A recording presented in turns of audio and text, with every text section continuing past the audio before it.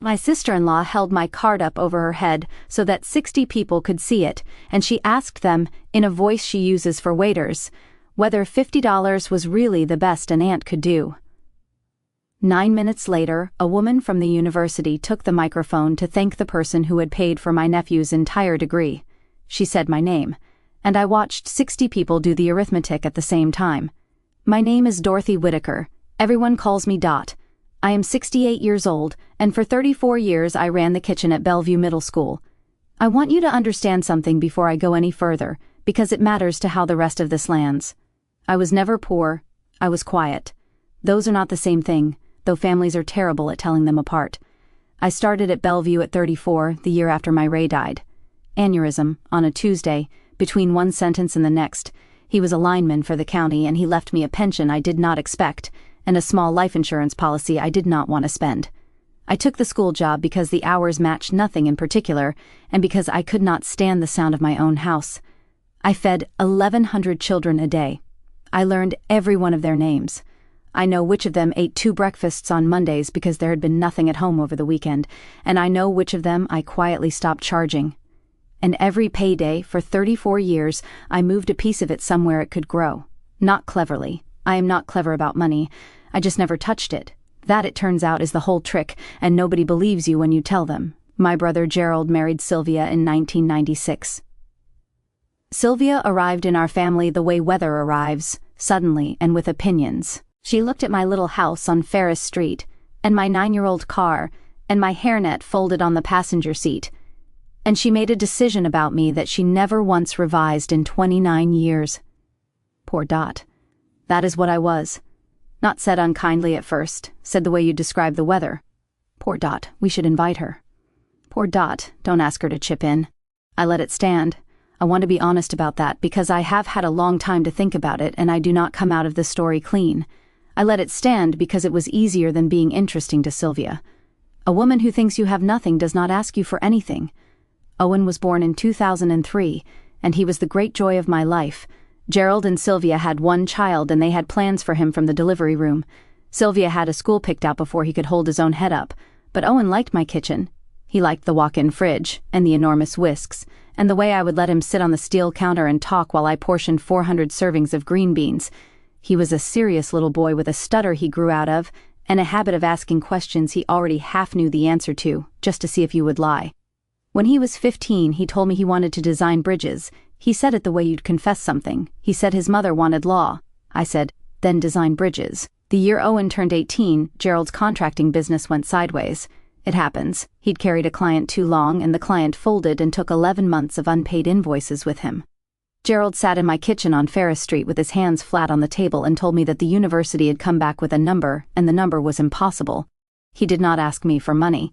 My brother has never once asked me for money in his life, which is his best quality and also, I think, why he married someone who would. I said, let me make a phone call. The woman I called was named Priya Raghunathan, and she was the director of donor relations at the university. I had found her name on the website, which is not a sophisticated method, but it worked. I told her I wanted to fund a scholarship. She asked, very politely, about the scale of gift I had in mind, in the tone of someone braced for me to say $200. I told her the number. There was a silence on that phone long enough that I asked if the line had dropped. I want to be plain about where it came from because I hate stories where the money appears from nowhere. Ray's pension, 34 years untouched, in the boring index fund a credit union man had put me in when I was 35 and too tired to argue.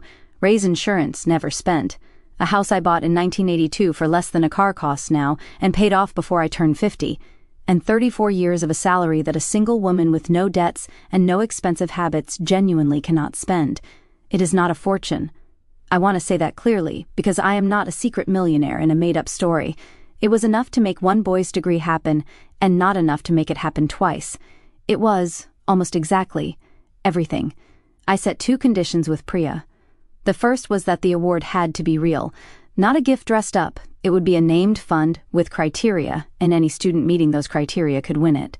Owen would have to actually qualify, and if he did not, the money would go to a stranger and I would never say a word about it. He qualified. Of course he qualified. He had wanted to build bridges since he was 15. The second condition was anonymity. Owen was not to be told. Gerald was not to be told. Priya asked me why. I said something about not wanting the boy to feel he owed me. That was true. It was not the whole truth. The whole truth is that I had spent 25 years being poor Dot, and I had gotten comfortable in it, the way you get comfortable in a chair that is slowly ruining your back. Here is the part I did not know until the day of the party. Gerald told Sylvia the tuition had been solved. He did not know how. I had asked Priya to tell him only that Owen had won a competitive award, which was true, and Sylvia decided the award was her doing. Not in so many words. Sylvia never does anything in so many words. But over 4 years she built it, the way water builds a channel. She had made calls. She had known people on the board. She had pushed for Owen when nobody else would. By the time Owen was in his final year, he believed his mother had gotten him through school. He believed it because his mother had told him so, in pieces over 4 years, in the specific way that a person tells you a thing they are daring you to check. And every May, for 4 years, I sent him a card with a $50 savings bond in it. $50 is what I have put in a card for every child in this family since 1988. It is not a measure of what I have. It is a thing I do, the same amount for everyone, forever. Because the day I start giving different amounts to different children is the day I start ranking them. Sylvia found this hilarious.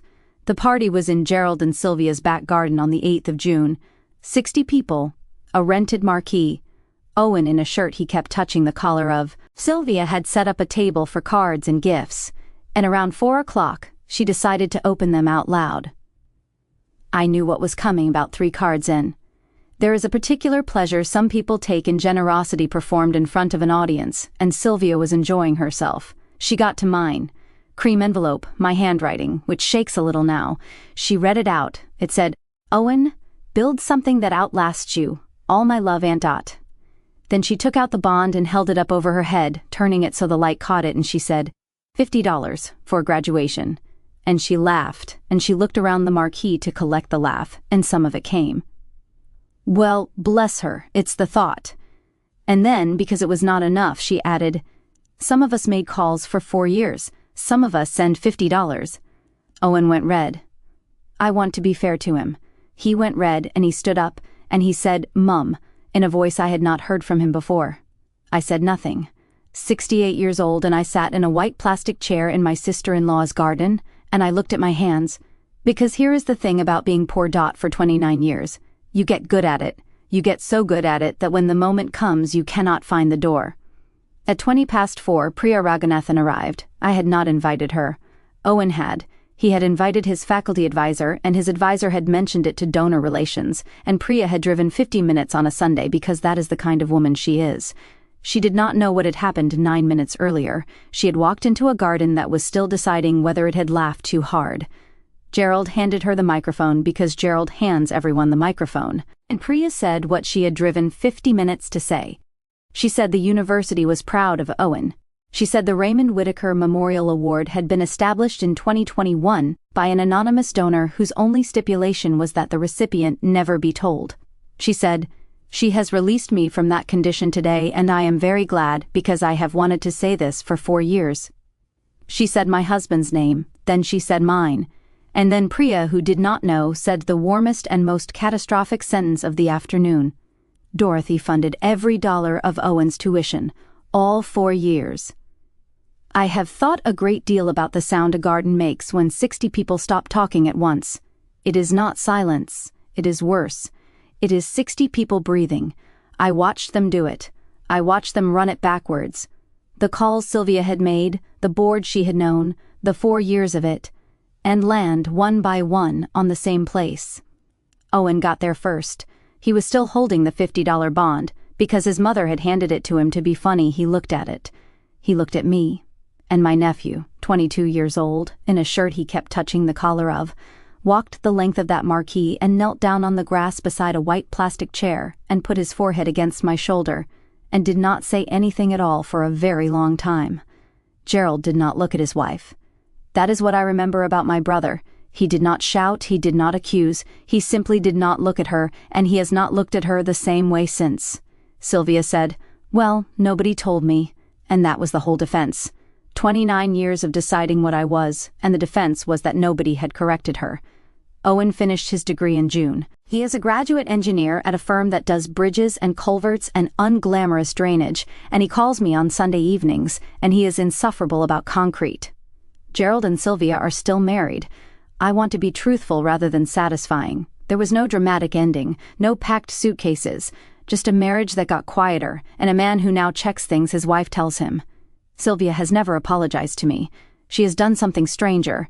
She has begun introducing me as Owen's Aunt Dorothy, who is very well set up, as though it were always the story, as though I had been promoted, and I let that stand too, because I am who I am. The award is still running. There is a girl from a town smaller than ours reading structural engineering on it right now, and I have never met her and I never will. I keep the $50 bond in the drawer with Ray's watch. Owen gave it back to me at the end of that afternoon and said he wanted me to have proof. Proof of what? I asked him. He said that you were the richest person in that garden the whole time, and you let them laugh. So that is the story. If someone in your family has decided who you are and never checked their work, I would be curious to hear about it. Tell me in the comments. And if you have ever been the quiet one at the table, the one they seat near the kitchen, the one they do not ask because they assume you have nothing to give, you know something they do not. You know exactly what you have. Let them count you cheap. Just keep counting.